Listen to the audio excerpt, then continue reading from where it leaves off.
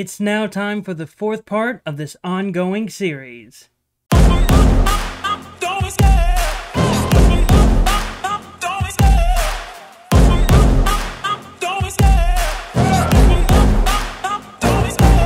love the chase and the hunt, and I set the pace when I'm running. I always take what I want and I always give it 100. Don't need a bank, no I'm funded. Play the game like it's nothing. I'm always thankful for something. Don't take for granted, stay humble. Now wake up!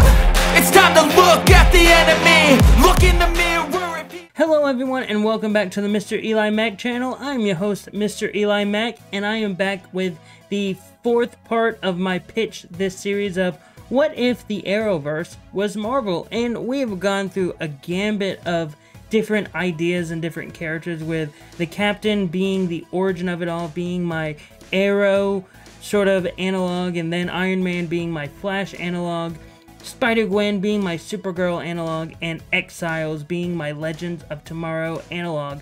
We're not yet to my Black Lightning analog. That doesn't come up until, I believe, the next part. I'll make sure if he doesn't pop up over there, then you all can correct me in the comments of that video. But we are now here for the fourth part, where we're gonna get the Captain Season 5, Iron Man Season 3, Spider-Gwen Season 2, Exile Season 2, and the analog to the Invasion crossover event. But before I actually get into the idea, please make sure to hit the like button and subscribe to the channel. That way you can be up to date with all the videos I have here on the channel. Also hit the notification bell, that way you can be notified whenever a new video like this comes your way. Also, please leave a comment on your thoughts of this video. I love to see all the comments down there. And leave a comment on some of your ideas of what you would do with the Arrowverse if it was Marvel. But with all that preamble out of the way, let's get into the ideas. And the first idea is my Arrow Season 5 analog, which you all know is the Captain Season 5, with the returning main characters of Captain Steve Rogers, or Steve Rogers as Captain America, Sam Wilson as Bucky, Sam Wilson as Falcon, Ricky Barnes as Bucky, Bernie Rosenthal returning, Bucky Barnes returning after making the reintroduction last season, continuing to be the Winter Soldier, sort of trying to beat his programming, that sort of his story arc of his return, General Nick Fury being returning, and the person standing in as our main antagonist of the season, Brock Rumlow, aka Crossbones, very much sort of the last remnant of Hydra from last season. However, his main focus is taking out Steve Rogers where it hurts the most, personally, like trying to emotionally take him down, trying to be someone that emotionally manipulates the character, because he is someone in my mind, when I put Crossbones in this, someone that is learning everything about Captain America, and he's someone that is a disciple of sort of all the sort of evil that has existed in the Captain America universe, specifically Hydra and specifically Red Skull, very much taking their teachings and trying to perfect them very much in his own way. And he's trying again to take down Captain America where it hurts the heart, as the Green Goblin would say, take out his heart. But yeah, those are sort of the main characters, and again, Crossbones' main storyline isn't trying to take out the city, isn't trying to take over the city. His main storyline is just trying to take out Captain America, personally going after all of his friends, and very much sort of being the most personal antagonist that Captain America has had since Bucky was a major antagonist. There even be a moment where Winter Soldier and Crossbones comes across each other, and Crossbones says, "Hey, you were doing it right. You should have taken down Captain America a long time ago, but I see you've gone soft because you remember that you two were best friends." And that would lead into a fight where we get a reveal that Crossbones is more than just a human that can fight really well. I'd have the bit of reveal is that Crossbones is a super soldier himself, who is able to fight equally with Steve Rogers and the Winter Soldier.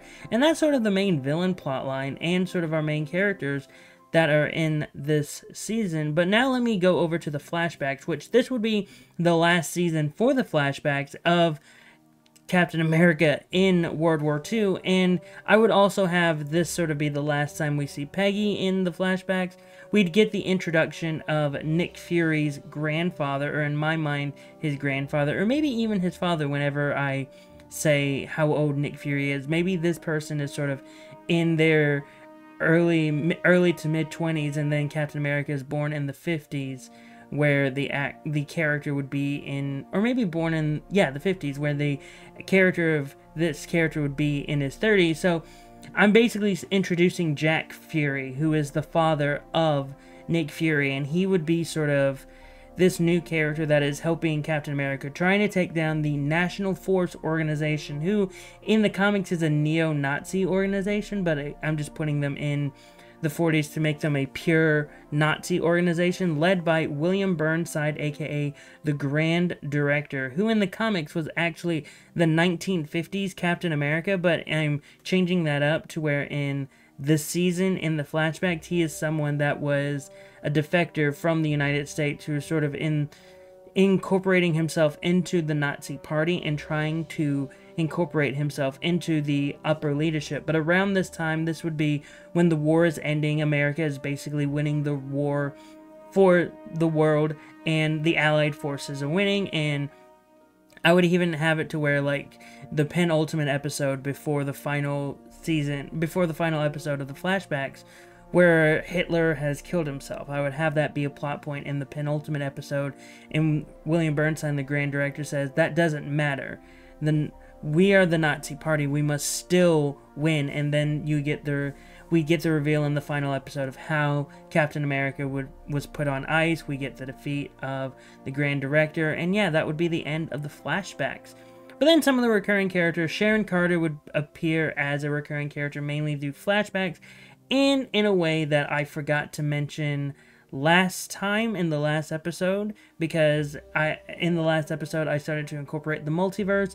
There would be a multiversal version of Sharon Carter from Earth 9230, and in that Earth she is considered the Man Killer, which the Man Killer on the main Earth is a member of Hydra, but I'm not gonna have that. I just have it to where Sharon Carter is just an evil person on Earth 9230, and this is sort of the start of trying to redeem her, sort of the Laurel Lance, Katie Cassidy storyline that she had when she was Black Siren from Earth 2, and then her redemption arc to become Black Canary in the main Earth, even though she was a villain at first and then she became a hero. We would do that with Sharon Carter in this version, where instead, on the multiverse, she was the Man Killer who had a super soldier serum put into her, and that's her storyline very much going into this, trying to redeem her very much.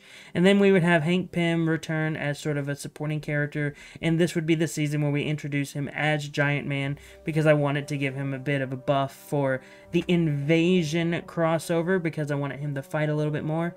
I have a new character, Alfredo Morelli. He is someone that is a recurring character, and Alfredo Morelli in the comics is a mobster character, an antagonistic character to Captain America as a mobster, and I very much wanted to reflect that because there is a mobster character in Arrow Season 5. I believe his name was Tobias Church. I can't remember exactly, but he was someone that was sort of, not Tobias Church, I don't think it was Tobias Church, but anyway, a sort of mobster type character who very early on in the season, before Prometheus was introduced before Crossbones is introduced, that he was sort of an early antagonist before he gets taken out by Crossbones, and that's sort of this character. And then I would introduce G.W. Bridge, who was an ally to General Nick Fury, and I'm introducing him as who in the Arrow show there was an ally to Detective Lance in it, and Frank Pike, I believe, and he was someone that was sort of a major supporting character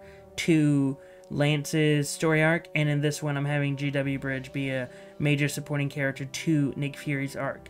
Victoria Hand would be introduced, but she's more of the Artemis character, where she is someone that is very much originally we see her as a protagonist and sort of a supporting character to Captain America, but then it's revealed that she's actually been a antagonist the entire time.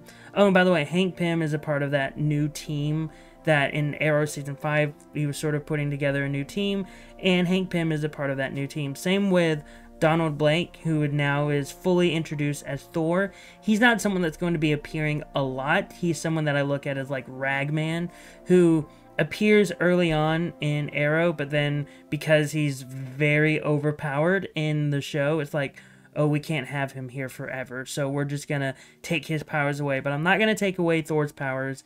He's very much gonna appear, and then something's gonna happen with Asgard, and he's gonna duck out. I also want him to appear in the Invasion crossover, because I don't believe he was in my version of the Invasion, what I'm choosing to do as that. I don't believe he was there, but if he was, then, oh, I'm dumb. But if he wasn't, then I'm going to pop him in. But I'm not going to make him as overpowered as you may think. Layla Taylor will be returning. Again, the love interest of Falcon's character.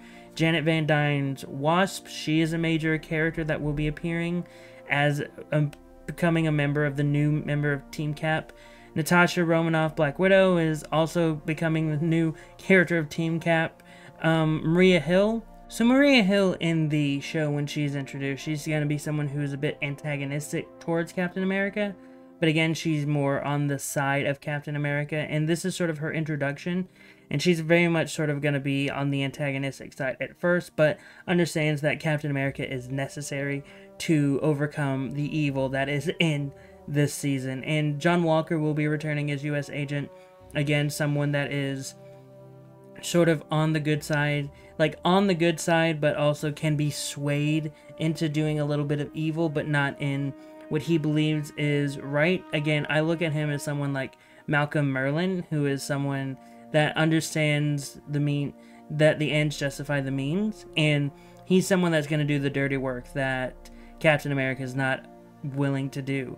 And then finally, the person who I look at as the Talia al Ghul character, like her analog, is Deidre Wentworth, aka Suprema, in this show, and she's someone that's going to be very much working with Crossbones. The people who are working with Crossbones in this are Victoria Hand, Suprema, and I want to say U.S. Agent. I can't remember 100%.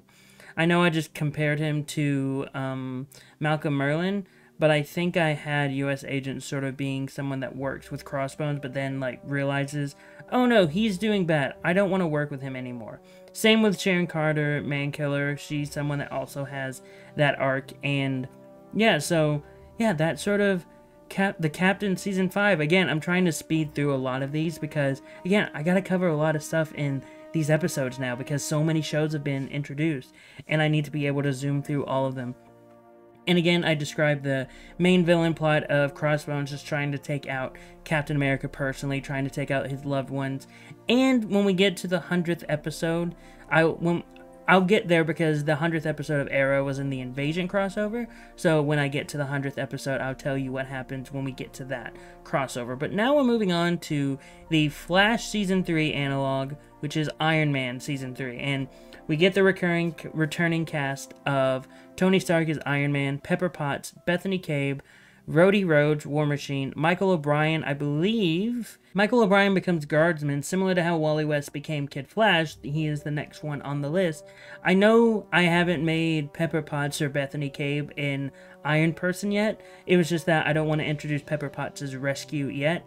And Bethany Cabe's hero name was Iron Woman, and I was just thinking, I don't want to call her that, but I don't want to make her Rescue because that's Pepper Potts' thing. So I'm not going to worry about that at all yet. Edwin Jarvis is returning in the main cast, and Happy Hogan is returning as a main cast member. And that's the main cast that is very much established here. I didn't put the main antagonist in this main cast because I didn't want to worry about that. Because I'm going to tell you who the main antagonist is later in the recurring cast. But anyway, moving on to the recurring cast, there is Howard Stark, Iron Man from Earth 4111. He is returning, sort of like how Jay Garrick was a supporting character to Tony. He's very much a supporting character like that. And also, I forgot, the first few episodes are going to be dealing with the Demon in a Bottle storyline. Sort of like how the first episode of Flash Season 3 was Flashpoint and the ramifications of that. I very much wanted to extend a Demon in the Bottle to about 3 episodes. Focus the first 3 episodes on Demon in a Bottle. and then sort of after that are the repercussions of that event. And so that's very much what we're doing here, because at the end of season 2 I mentioned how he was sort of going to be in a dark place in the first part, sort of the first bit of season 3. That's the dark place, Demon in a Bottle. I wanted to do the Demon in the Bottle storyline, and this is sort of where we're doing it, hence why Rhodey is fully on War Machine. That's why Michael O'Brien became Guardsman. It's because Tony was handling the Demon in the Bottle storyline. And Howard Stark from the multiverse is someone that really helps him escape from that Demon in the Bottle story arc. And then we get the character who is sort of, I look at as the Dr. Alchemy character, the Julian Albert character, Temujin Khan. He is someone that is a recurring antagonist to Tony Stark, but I also have him sort of near the end of the season as a supporting protagonist, someone that is trying to help Tony Stark. And then we get our main antagonist, which is Zhang Khan, aka the Mandarin. The Mandarin will be the main antagonist of season 3, because I think the Mandarin is a major antagonist for Iron Man, and the way in season 3 of The Flash treated Savitar being sort of the evil Barry and sort of how much of a personal villain he is. I wanted the Mandarin to be that personal villain for Iron Man. I wanted the Mandarin to be someone that could take away and tear down everything about Tony. And also because of the 10 rings, I would have the 10 rings be the 10 rings, not like the MCU. Not saying I don't like what the MCU did. I really like what the MCU did with the 10 rings. I just want to separate this from that and have them actually be like what they are in the comics, and have each of them be a way to tear down Tony, and sort of again the repercussions of Demon in a Bottle, have them connected to Mandarin. And then we get into another character who is sort of similar to Gypsy, similar to Jesse Quick, in that she is a character that was from a alternate Earth who is here as a supporting character. She wasn't introduced in season 2. She's sort of getting introduced here, which is Julia Carpenter, aka Arachna, from Earth 6109. And this is sort of a second Spider-Person, but this is the Spider-Person that was in the Force Works team that was in the 90s, that was connected to Iron Man in the 90s, sort of also in the 90s cartoon show. So I wanted her to be sort of a major character here and sort of have her start a relationship with Guardsman in this season. Also, Rumiko Fujikawa will be returning as a supporting character. Ultimo, the robot, I'll give him more stuff to do, but he would be sort of serving himself as an antagonist, sort of like the main henchman for the Mandarin. Susie Endo, aka Cybermancer, she is going to be a character. She's more of my Gypsy analog, someone that is controlling the robots in the cyber world, and she also serves as a romantic interest for Rhodey, War Machine. Sort of like how she did in the comics, serves as that character here as well, but also someone that can handle herself. And then, because in the show, H.R. Wells in season 3 had a love interest that sort of helped beat Savitar, I decided that I'm going to give Edwin Jarvis a love interest in the form of Glory Garson.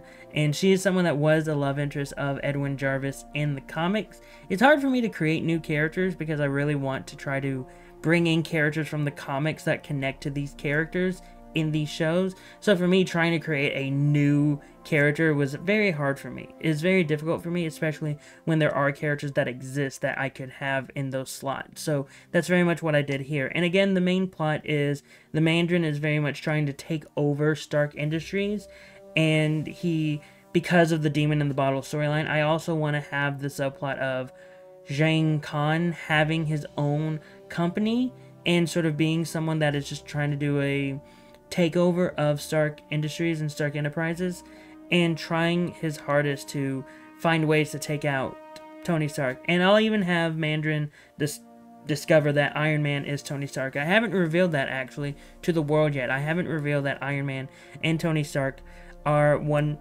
in the same. And that's sort of all I can tell you with Iron Man Season 3. This, I know it may not seem the most developed season, but it's very much, there are more things here that I could go deeper on, but I can't go deeper on because, again, I want to try to fit all the stuff I have here in a tight video. So we're moving on to the Supergirl Season 2 analog, which is Spider-Gwen Season 2, where we see the characters of Gwen Stacy, Spider-Woman being my Supergirl analog. Randy Robertson actually becomes a hero, sort of like how in Supergirl Season 2, Jimmy Olsen became the Guardian. In this season, Randy Robertson will be becoming the character of the Hornet. We have Gloria Grant and Betty Brant returning, and so now we're getting the character of Sophia Sandoval, who will be making her debut, and I'm wanting her to sort of be sort of a love interest for Gloria Grant. I want her and Gloria to sort of have that relationship, and I know, like, I'm very much changing a little bit of Gloria, and I think I'm also changing Sophia as well, but I really want it to have that dynamic in the show, and I think both these characters are strong characters that I believe could do that as well. And now I'm also introducing the character of Oliver Osnick, aka Steel Spider, who is serving as my Mon-El analog, someone that could be a love interest for Gwen Stacy. Oliver Osnick, Steel Spider, was a character that was introduced in the 70s or 80s, I want to say, but when he was introduced as Kid Ock, and then like a kid of Spider-Man, kid version of Spider-Man with Doc Ock tentacles. But instead, I'm changing that completely. I'm having sort of like where he was a teenager that happened when Peter was like in his early 20s. That was a storyline that happened. But now, and that was just when Oliver was a teenager, and now since he's around the same age as Gwen now, I'm having that to be, or at least this version of Gwen, I'm having that be their romance. They're romantic with each other, and that's the love story between Gwen Stacy and Oliver Osnick. And George Stacy is also returning to the cast. And now some of my supporting characters. Felicia Hardy is going to be a supporting character because I really believed that having a supporting character like Felicia would be good for the show. And also she's serving sort of as my Eve Tessmacher character. Matt Murdock is also returning in his evil role, and he's serving as the Lillian Luthor analog as well. May Parker is returning, and we're also getting, she's continuing to be my Cat Grant analog, and my Snapper Carr analog is actually Ben Urich. I'm having the Daily Bugle, or not the Daily Bugle, more of the New York Bulletin this time, serve as a major plot point. I don't want the Daily Bugle in it, and I know Ben Urich normally works for the Daily Bugle, but also there's a comic that came out, and an alternate newspaper company called the New York Bulletin came out, and I think Robbie Robertson actually ran that. I think Ben Urich went over to work for them as well, so I want Ben Urich to be a major character. And for sort of my Lena Luthor analog, I decided to go with Yuri Watanabe, who has a very colorful past, or colorful future, in terms of the Spider Universe, so you'll have to wait until I get to that point for that. Peter Parker, Spider-Man, is a recurring character. Jean DeWolf is a recurring character, returning. Captain Frank Castle is a returning character. And I also wanted to have a major love interest for Betty this time, because in Season 3, Wynn Schott had a love interest, and I want to continue with that, so her Betty Brant's love interest is Ned Leeds. I'm introducing Ned Leeds into this season to serve as the love interest for Betty Brant. And also now from the main antagonist, who is my Queen Rhea analog, and I'm having it be Sue Storm, who in Earth 65 of the universe, the Spider-Gwen universe, she's actually Doctor Doom. And I really wanted to have a strong female antagonist, someone who could be considered like Globe ending and like sort of a big antagonist like that. So I decided to have Sue Storm be that, since she's the Doctor Doom of that universe. And that also means Johnny Storm would be another antagonist, sort of being the Lar Gand character, who was played by Kevin Sorbo, sort of being that character who was sort of her right-hand man, and I really wanted to have that. So Johnny would be playing that portion.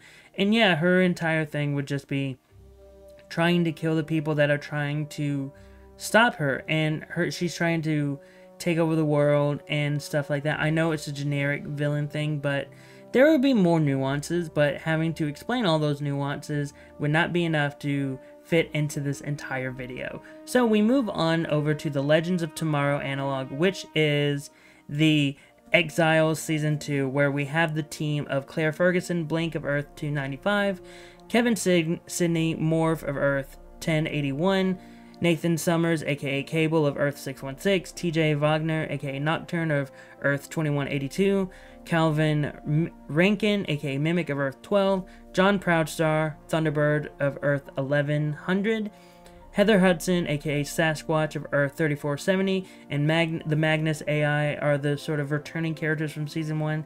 But then sort of like the Nate Haywood character, the one who returned, or that was introduced this season, would be Victor Creed, aka Sabretooth of Earth 295.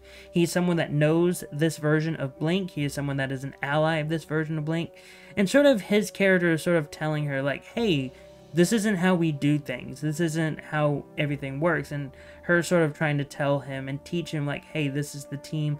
We got to work within the parameters of the team. And I promise some of these characters will leave. Some of these new characters would be introduced, but I don't want to do that yet. But now it's time to sort of talk about the other new character that I have in my main cast, who's sort of serving as my Airbud Thorn Reverse Flash main antagonist of this season. And that would be one Nathaniel Richards, aka Kang the Conqueror of Earth 6311. And he's sort of this leader of a new villainous organization that also has Arnim Zola of Earth 20,051. It's 20051. Marco Scalotti, Whiplash of Earth 904913, and Adrian Toombs Vulture of Earth 92131. There's so many long names, but anyway, them together, because the Legion of Doom was basically the villainous organization led by Reverse Flash, were the villains of Legends of Tomorrow Season 2. So I'm doing a version of that where it's King the Conqueror leading Arnim Zola, Whiplash, and Vulture. I wanted villains who could be associated with the other shows, but weren't exactly those versions. So I'm having it be that team of the Cabal, and they're sort of the main antagonists of this season. And it's just them trying to rewrite time and rewrite the multiverse to where Kang is the one in charge of everything. He wants to be the leader of the multiverse. He wants to be the conqueror of the multiverse, and he's using Arnim Zola, Whiplash, and Vulture to try to do that while the Exiles try to stop him. But these are some ultimate guest characters that will be throughout the show who deal with trying to stop Kang in terms of, like, they have special devices that stop them. And they are Brian Braddock, aka Captain Britain, Megan Picunu, I can't pronounce her last name, Puceanu, aka Gloriana, Betsy Braddock, aka Psylocke, Kelsey Kirkland, aka Lionheart, and Longshot, all members of a team known as Excalibur.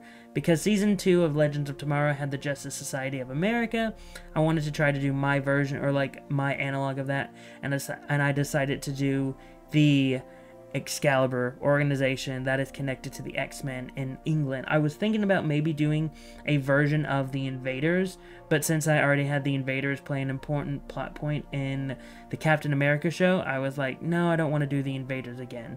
So they have some substantial part to do with making sure Kang doesn't become the conqueror of the multiverse. And yeah, that's sort of Exile Season 2, and now we're getting close to a very long point, so let's go over to the big thing, which is the crossover, the Invasion crossover analog, which, if you haven't guessed it by now, it is the Secret Invasion. That is what the crossover will be.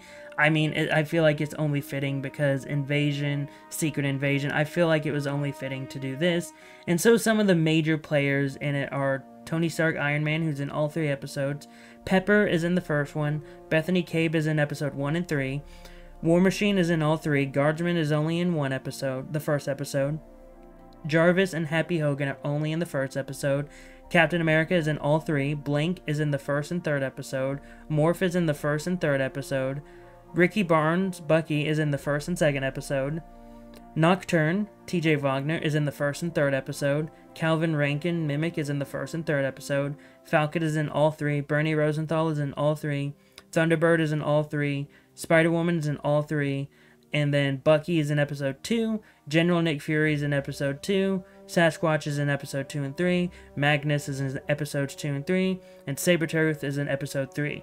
I specified which ones so you could sort of guess, okay, so these are sort of the major characters in this. And for the Captain America episode, I specified that that would be the 100th episode, and when the Skrull take them, all the major characters, mainly the ones who are mentioned to be, because the Arrow episode was the second episode of the 3-parter, so if they were in the second episode, then that means they are important characters, and it's mainly dealing with Captain America seeing all the major characters of the show throughout in the modern time. So it's like Peggy is shown in his little mind thing, but she's modern time. Sharon is there in modern time.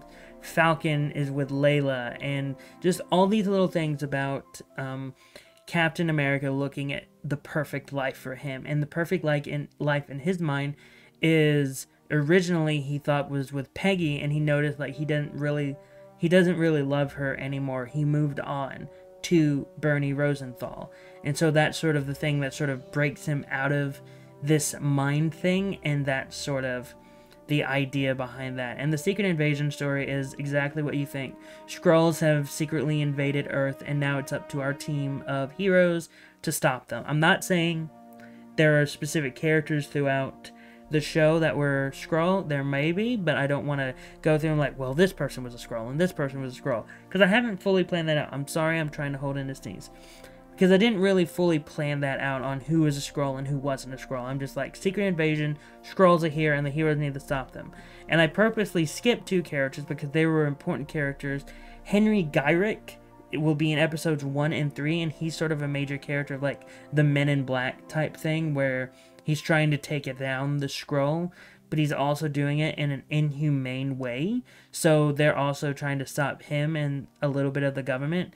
And the main antagonist of this crossover is Queen Veronica, who is in episodes 1 and 3, and she's serving as the queen of the Skrulls in this invasion. So in Invasion, the Arrow crossover, there wasn't really one central antagonist, it was just the Dominators. In this one, I wanted to give a singular face, and that's Queen Veronica, and so she's the singular face of the Skrulls. That way, whenever the heroes have to come together and fight someone, they can fight her. Or like, she can have minions fight the heroes, and then maybe Spider-Woman or Iron Man and or Captain America go and fight her, and that's sort of how we get to that moment. But yeah, the Invasion crossover is Secret Invasion. I bet all of you were expecting something completely different, I say sarcastically. But yeah, that is Captain Season 5, Iron Man Season 3, Spider-Gwen Season 2, Exile Season 2, and Secret Invasion crossover. There's a lot here, and it's only gonna get longer and more stuff. I am both excited and terrified over the next few parts, because I do genuinely believe that the next part is when the Black Lightning analog is introduced. And I have an idea of what to do there, but I may change it last minute. But yeah, overall, that was everything. What were your thoughts on this idea? Whatever your thoughts, post them in the comments down below. And again, don't forget to hit the like button and subscribe to the channel. That way you can be up to date with all the videos I have here on the channel. Also, hit the notification bell. That way you can be notified whenever a new video like this comes your way. But until then, I have been Mr. EliMac. You've been the audience. And I hope you all have a great rest of the day.